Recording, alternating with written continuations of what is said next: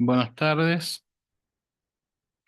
Hoy vamos a continuar con la mujer y lo femenino, el quinto encuentro.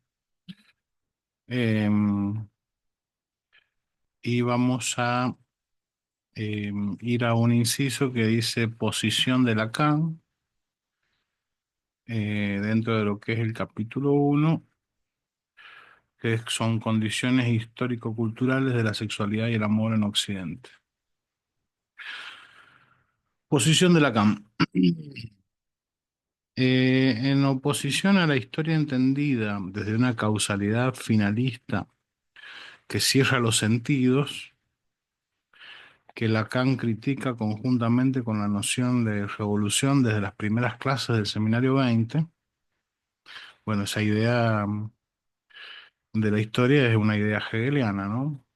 El- es el padre, digamos, de esa concepción de la historia, ¿no? Como causalidad finalista que cierra los sentidos, ¿no?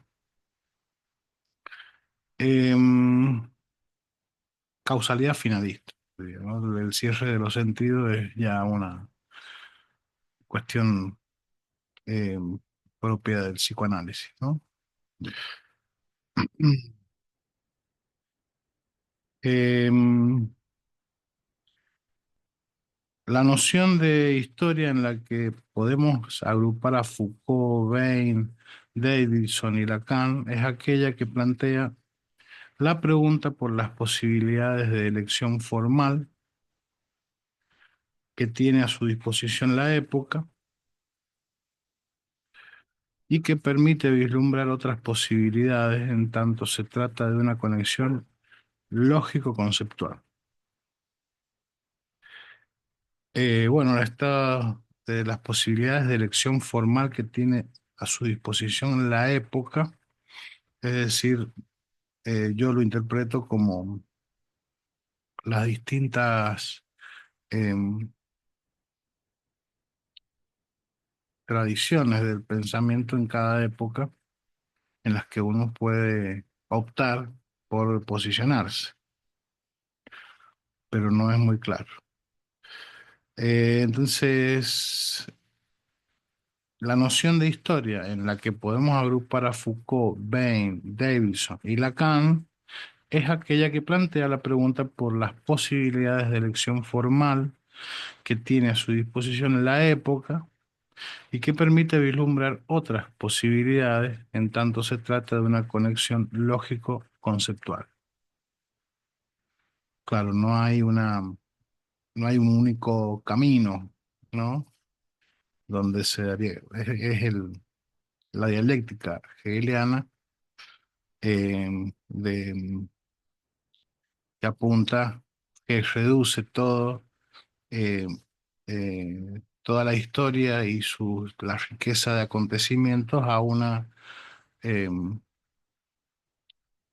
sentencia de tesis, antítesis, síntesis, en donde racionaliza eh, la historia toda y ubica así una finalidad en función de esa dialéctica, ¿no? Eh,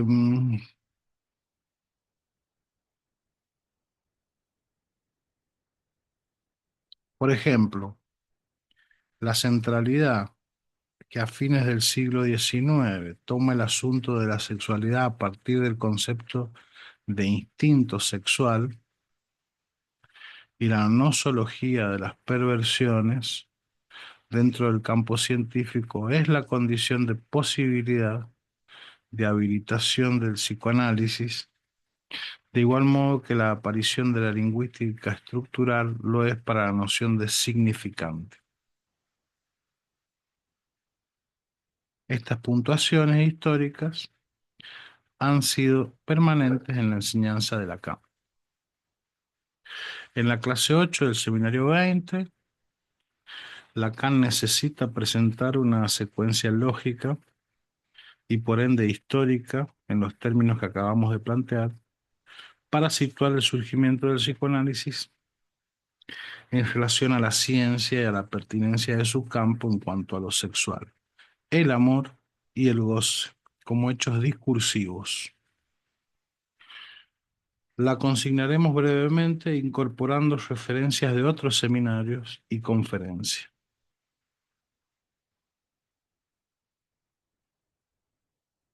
En primer lugar, Lacan ubica en la antigüedad griega, en la sociedad feudal y en el Renacimiento una etapa del pensamiento caracterizada por cierto uso del lenguaje que hace a un tipo de relación del hombre con la realidad y con el otro en la que predomina el vínculo de lo semejante con lo semejante. Entonces, antigüedad griega, feudalismo, renacimiento. em, Hay un tipo equivalente de relación del hombre con la realidad y con el otro, en la que predomina el vínculo de lo semejante con lo semejante. El sujeto o el alma como microcosmos, eso está claramente en el Renacimiento. El sujeto y el alma como microcosmos sería el espejo del mundo o macrocosmos. Ujú. Eh, el Ayurveda diría como es arriba es abajo y más, ¿no? Este, entonces el sujeto o el alma como microcosmos serán el espejo del mundo o macrocosmos. Eso responde a el vínculo de lo semejante con lo semejante. Esta soldadura entre el hombre, la realidad natural y el orden social conlleva un modelo de amor que Louis G. Tin llamó homo social, que en la Edad Media toma la forma de amor entre los caballeros en la Edad Media, al servicio del amo, o en la filosofía de Aristóteles se revela en la figura de la filia, lazo de amor entre dos seres en la búsqueda del bien supremo. Estas, entre otras, serían modalidades del amor em, homosexual, neologismo lacaniano. A ver, que voy a poner de fondo el libro.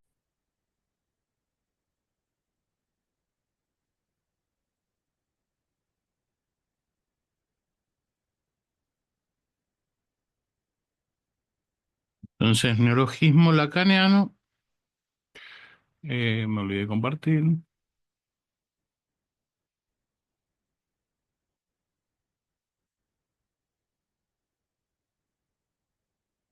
Entonces, homosexual, el neologismo lacaniano que anuda hombre, mismo, semejante y sexual, aludiendo al predominio del vínculo imaginario que conlleva, además, la posibilidad de una relación de conocimiento entre un alma y la otra, dentro de un paradigma que sostiene la posibilidad del conocimiento del objeto por parte del sujeto. Estos presupuestos para Lacan constituyen la psicología y perduran en nuestra época. Lacan lo escribe en su álgebra como coalescencia entre el eh, otro y el significante de una falta en el otro. Bien, em, entonces está definiendo la psicología según su mirada, eh, Lacan, em,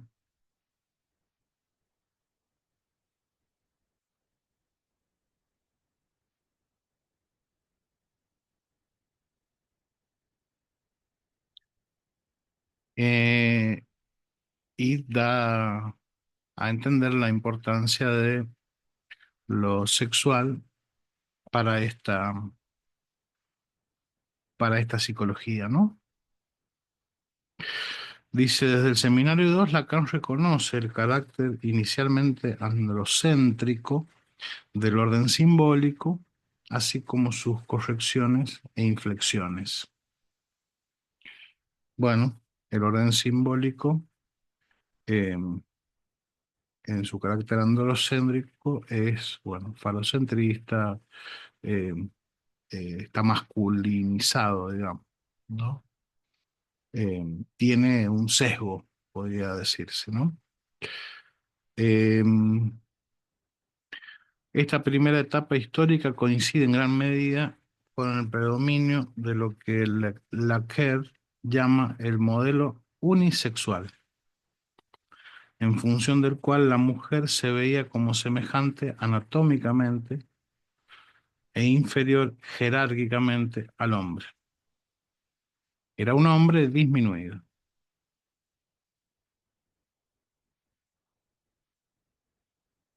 Eh, en oposición al modelo moderno que sostiene dos sexos opuestos e inconmensurables.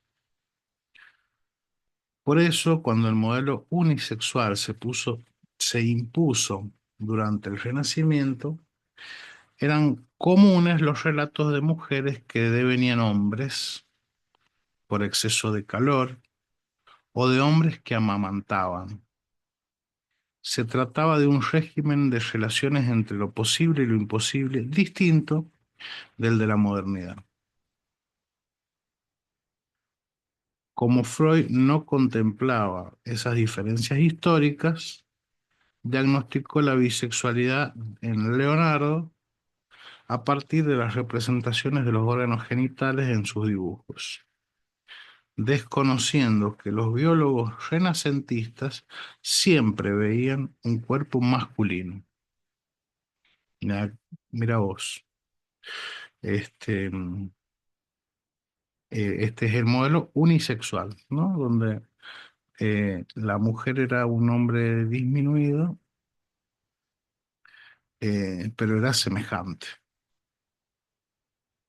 Em, Ubica una segunda etapa en el siglo XVII, en el siglo XII, cuando surge un hecho que involucra un corte en las categorías de pensamiento y en la vida social. Corte que para Lacan implica un cambio en la perspectiva de los lazos amorosos y sexuales. La mujer, a partir del siglo XII, comienza a ser jerarquizada en el sistema poético del amor cortés en oposición a su lugar de objeto de intercambio entre el linaje como signo obligado de poder y prestigio. La dama idealizada, a la que el caballero debía consagrarse según rituales reglamentados, se sostenía en esta estructura poética como un objeto abstracto e imposible que cumplía una función distinta del semejante en el plano imaginario. El supuesto era el de una elección libre por puro amor. Para Lacan, esta expresión artística ponía en juego otra función de lo imaginario, organizar la inaccesibilidad del objeto. Ahí nos encontramos con un elemento ahistórico eh, de la propuesta de Lacan, la inaccesibilidad del objeto es una,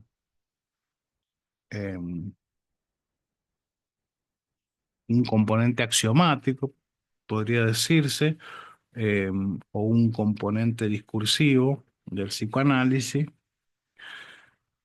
que se lo aplica como matriz de lectura y como fundamento para el ser del psicoanálisis, ¿no? Eh, entonces, la inaccesibilidad, la inaccesibilidad de la mujer eh, en el amor cortés organiza la inaccesibilidad del objeto eh, como modo de lectura del psicoanálisis. Es decir, es una de las caras de la inaccesibilidad del objeto, ¿no?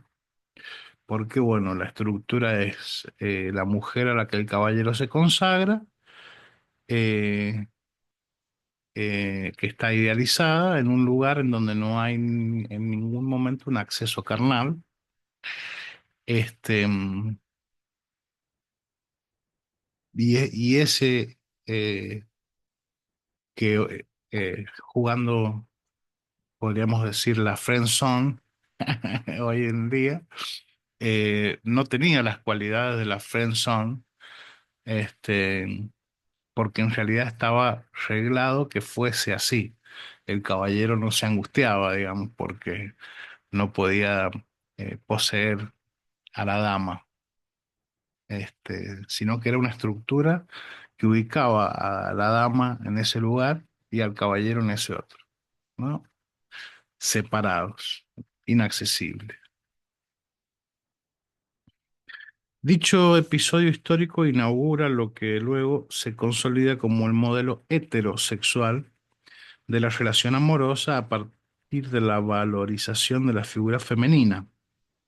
Claro, antes la mujer no estaba vista, era un hombre más, aunque disminuido. Aparece el amor cortés, la mujer se eh, sacraliza y después se elabora un promedio entre esos dos lugares, ¿no? Y aparece una mujer eh, en un medio acceso, digamos, ¿no? Entonces, dicho episodio histórico inaugura lo que luego se consolida como el modelo heterosexual de la relación amorosa a partir de la valorización de la figura femenina, que culmina luego en los movimientos de liberación de las mujeres iniciados a fines del siglo XIII, en 18. Este corte en la historia marca el comienzo de la sustitución del partener en el lugar de la imagen invertida del semejante por el objeto A correlativo del deseo como deseo del otro.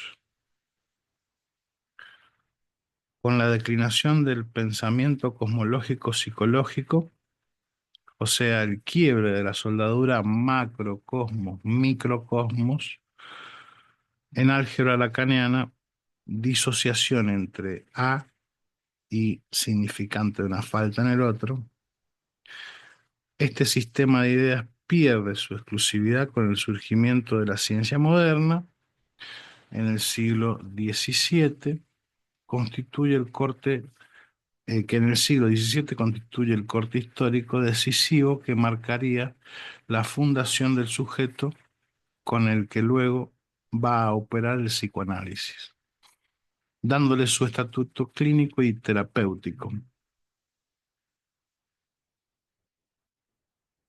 Voy a leer de vuelta.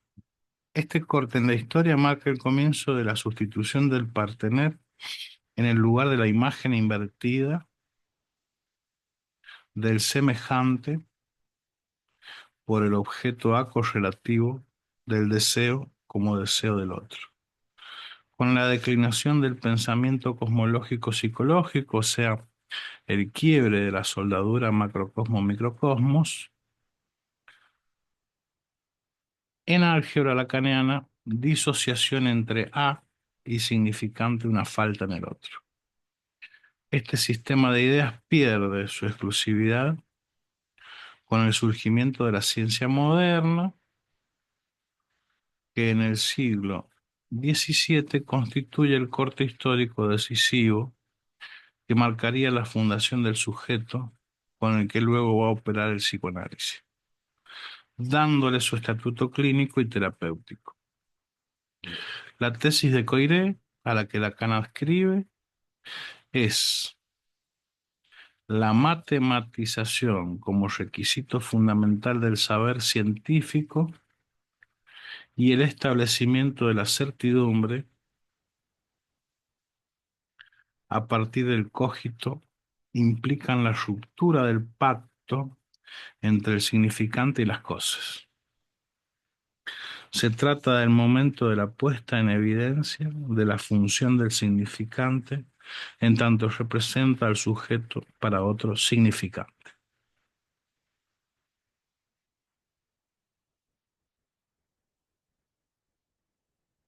Entonces, por un lado, la matematización eh, del saber científico, que es una idea mucho más profunda en Galileo, que profunda en no en el sentido eh, del interés, sino en Galileo está la idea de el universo escrito en lenguaje matemático, ¿no? Y que puede reducirse a una fórmula matemática eh, el ser de las cosas, ¿no? Entonces, eh, la matematización como requisito fundamental del saber científico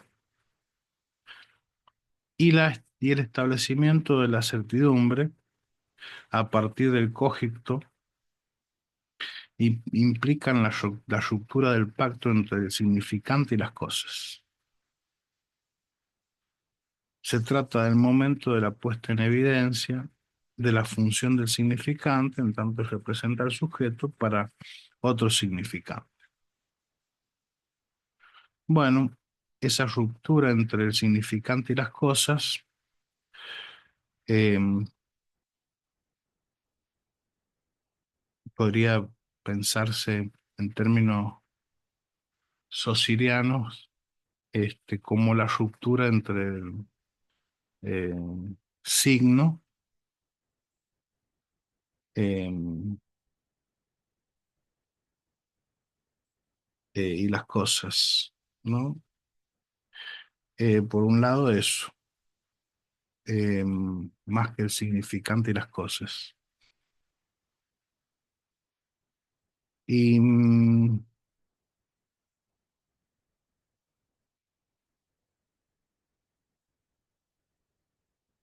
y a partir, y el establecimiento de la certidumbre a partir del cogito implican la ruptura del pacto entre el significante y las cosas. Claro, el signo y las cosas, descrito de esta manera, no se rompería esa relación, dado que eh, la afirmación es que el mundo está escrito en lenguaje matemático y de lo que se trata para Galileo es de ir a descubrir las fórmulas que estructuran el ser del ente, digamos, ¿no? Así que no lo vería yo, no estoy viendo yo lo que aquí las autoras están viendo, esa ruptura entre el significante y las cosas. Bueno, veamos qué dice más adelante. La lectura de Coiré le permite a Lacan plantear el abordaje de lo real por parte de la ciencia en términos de la delimitación de lo imposible matemático-lógico, que como tal está sujeto a los cambios en las leyes científicas que se constatan en la historia del pensamiento. Por ejemplo, la imposibilidad de mutación de un tiempo y espacio absoluto en el sistema de Newton, la imposibilidad de sobrepasar la velocidad de la luz en la teoría de la relatividad,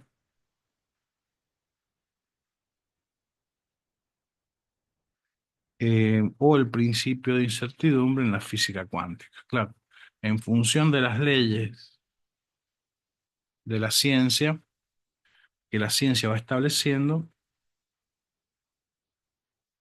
se va estableciendo lo real como imposible lógico, matemático, ¿no? Es decir, cada periodo de ciencia normal, diría Thomas Kuhn, cada periodo de ciencia normal, hasta ahí Thomas Kuhn, implicaría un nuevo imposible, este, delimitado como imposible lógico matemático. Y está aquí explicado, ¿no?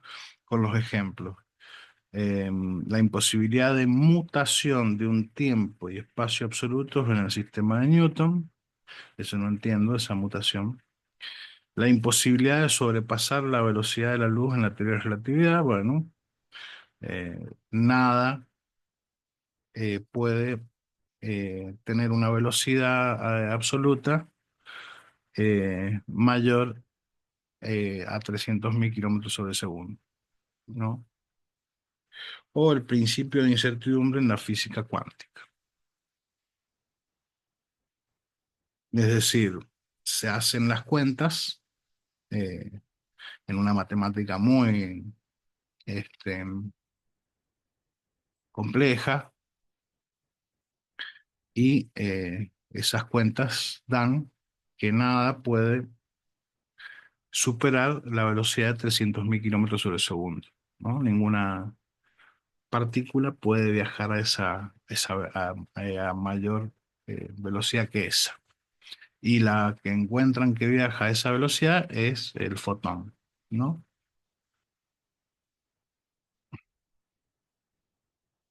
Que es la partícula de la luz, ¿no? Bueno, una de las consecuencias del desarrollo científico que opera en estas coordenadas es la producción de cierto tipo de instrumentos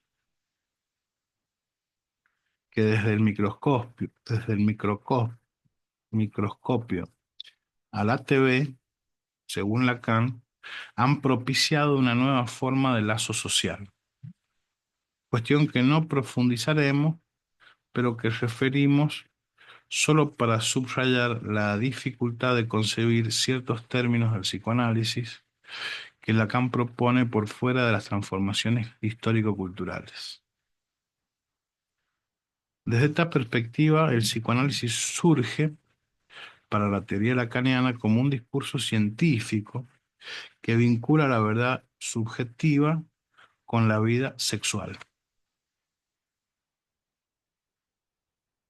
Pero es preciso no desconocer que con el correr de los tiempos este supuesto ha cambiado.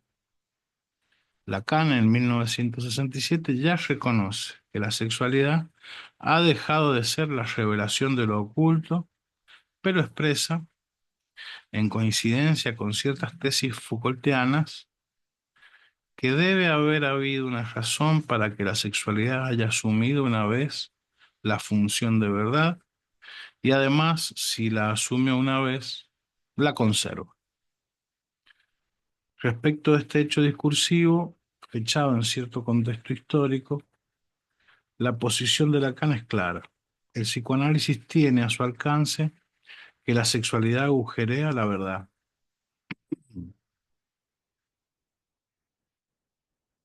En tanto, la pregunta del neurótico moderno que aparece respecto del acto sexual es si se es verdaderamente un hombre o se es verdaderamente una mujer. En este sentido, lo sexual mostraría su incapacidad para revelarse. En este sentido, lo sexual mostraría su incapacidad para revelarse. Hombre y mujer no son otra cosa que significantes y nada puede garantizar para ellos un ser verdadero que cierre en sí mismo.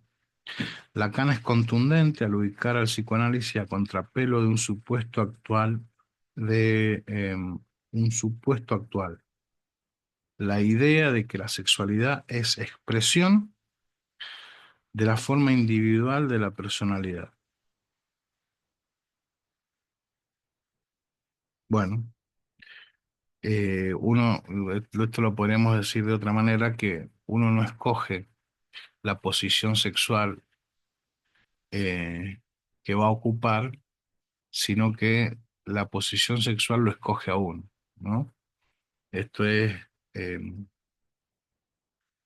utilizando una idea eh, de Jorge Alemán que dice, bueno, uno no escoge la ideología a la cual pertenece, sino que es la ideología la que lo escoge a uno. ¿Qué tiene que ver con las determinaciones inconscientes que posicionan al sujeto en uno u otro lugar, ¿no? Aquí lo dice de esta manera. Lacan es contundente al ubicar al psicoanálisis a contrapelo de un supuesto actual. Y el supuesto actual es que la idea de que la sexualidad es expresión de la forma individual de la personalidad. Claro, porque no hay individualidad, sería, ¿no? Sino que hay inmixción de otra edad. En el mismo sentido, Foucault establece que recién en el siglo XIX aparece la pregunta, ¿quién eres en lo sexual? Anteriormente nadie se concebía sustancialmente homo o heterosexual. Lacan sitúa la aparición de los dos sexos biológicos opuestos e inconmensurables recién a partir del siglo XVIII,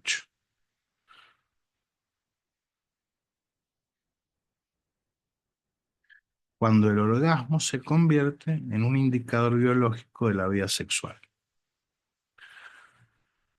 Con este nuevo modelo biologista, producto del cambio de discursos dominantes respecto de la interpretación de los cuerpos femeninos y masculinos, ya no dan de mamar los hombres y a las mujeres no se les cambia caprichosamente el sexo. La ciencia actual, la biología en este caso, delimita de este modo lo posible y lo imposible. Lacan diagnostica un problema en Freud porque sostiene que, por un lado, Freud es heredero del modelo de diferencia sexual de la Ilustración que se lee en la fórmula económica, la anatomía es el destino, e implica que la vagina es el opuesto del pene, es lo opuesto del pene, y la heterosexualidad es el estado natural de la relación entre dos sexos opuestos inconmensurables. Pero a su vez fue Freud quien más cuestionó este modelo al aseverar que la libido no conoce sexo, que el clítoris es una versión del órgano masculino y que en la histeria la cultura eh, adopta un papel causal de los órganos. Esta sería, según este autor, la versión central de la historia moderna de la batalla del sexo único frente a los dos sexos. Claro, el modelo unisexual y el modelo heterosexual, ¿no? La ciencia parece haber descubierto en la diferencia entre el pene y la vagina el fundamento de la diferencia de roles sociales de la mujer y de los hombres.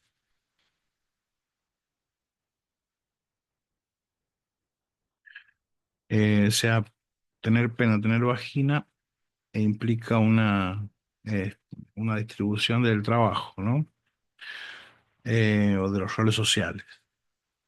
Diferencia que obsesionaba a la época, y en esa línea Freud sugiere que la represión de la sexualidad femenina clitoridiana exalta el deseo masculino y refuerza así la elección heterosexual sobre la que descansaría la reproducción.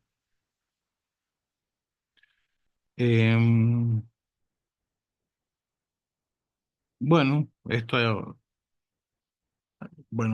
se hará cada uno la idea que quiera, que pueda. pero a mí me resulta muy, este, novedoso, dicho de este modo, ¿no? Em,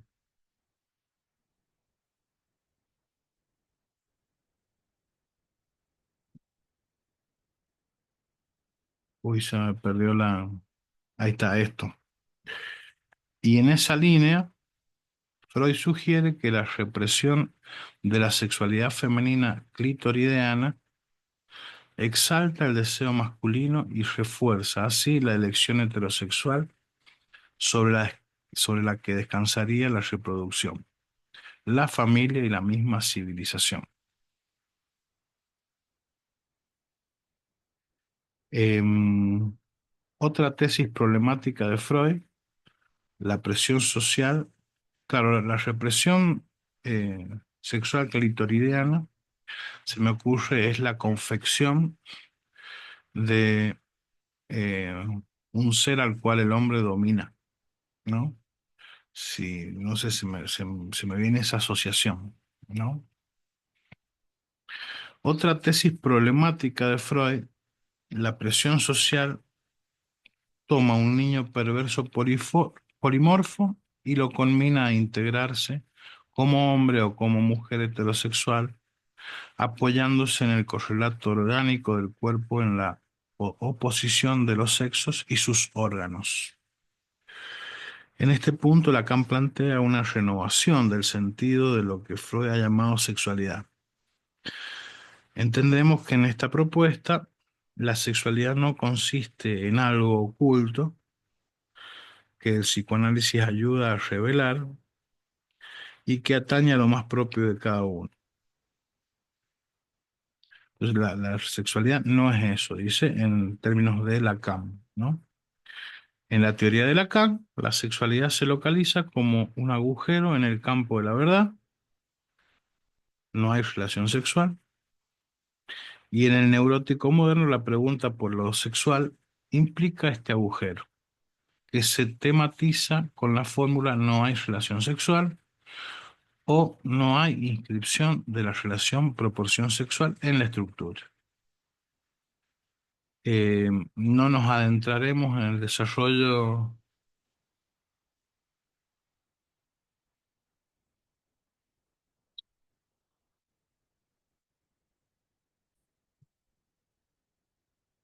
perdón, justo me llamaron. Em,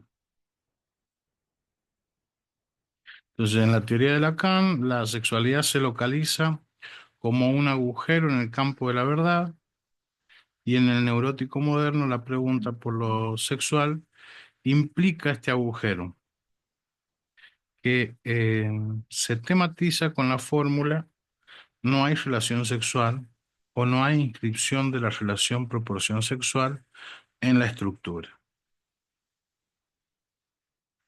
No nos adentraremos en el desarrollo de las complejas derivaciones que implica la escritura lógica y matemática de esta fórmula. Solo destacaremos que para Lacan el psicoanálisis demuestra que esta fórmula no puede describirse científicamente, lo que marca el punto de imposible que lo constituye como ciencia. Entonces, no hay relación proporción sexual, dice, equivale a las partículas, no hay ninguna partícula puede superar la velocidad de 300.000, la velocidad absoluta de 300.000 kilómetros sobre segundo. Este, si el lenguaje transporta la idea de todo, si el lenguaje transporta la idea de todo, imponiendo aristotélicamente un ser y una esencia,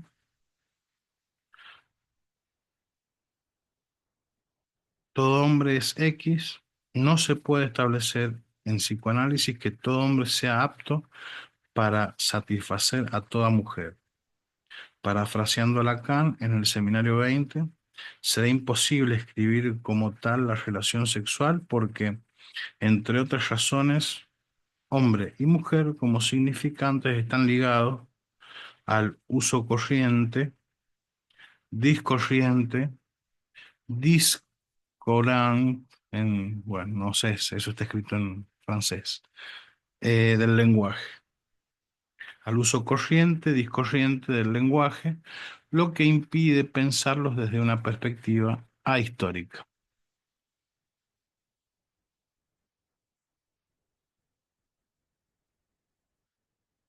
Porque los significantes van cambiando con el paso del tiempo, se va modificando el lenguaje, el modo, la forma de comunicarse, eh, los significantes mutan. Entonces, por eso no habría una posibilidad de pensarlos desde una perspectiva histórica, ahistórica.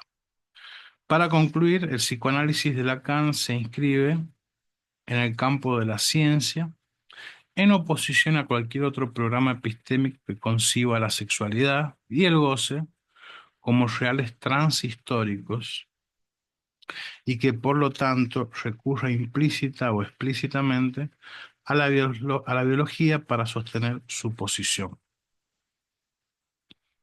Entonces el psicoanálisis se inscribe en el campo, el psicoanálisis de Lacan se inscribe en el campo de la ciencia en oposición a cualquier otro programa epistémico que conciba la sexualidad y el goce como reales transhistóricos.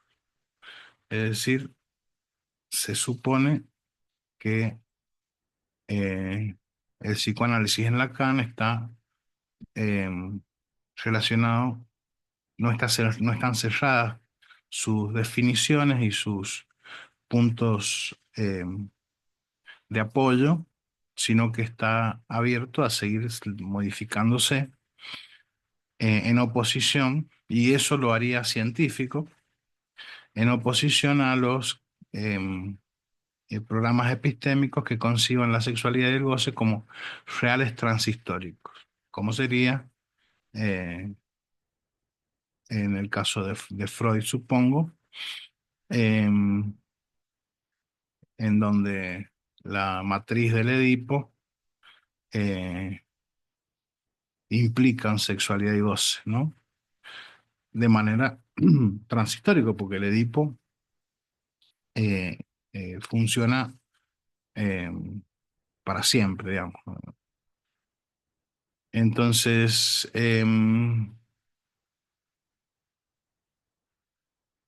y estos, estos que sostienen la sexualidad y el goce como reales transhistóricos tienen que recurrir, dice, necesariamente a la biología para sostener su posición. Entonces, primero, em, em,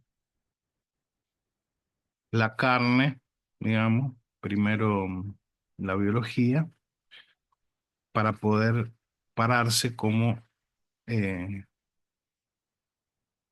una matriz de lectura de sexualidad y goce transhistóricos. Bueno, hasta aquí posición de Lacan.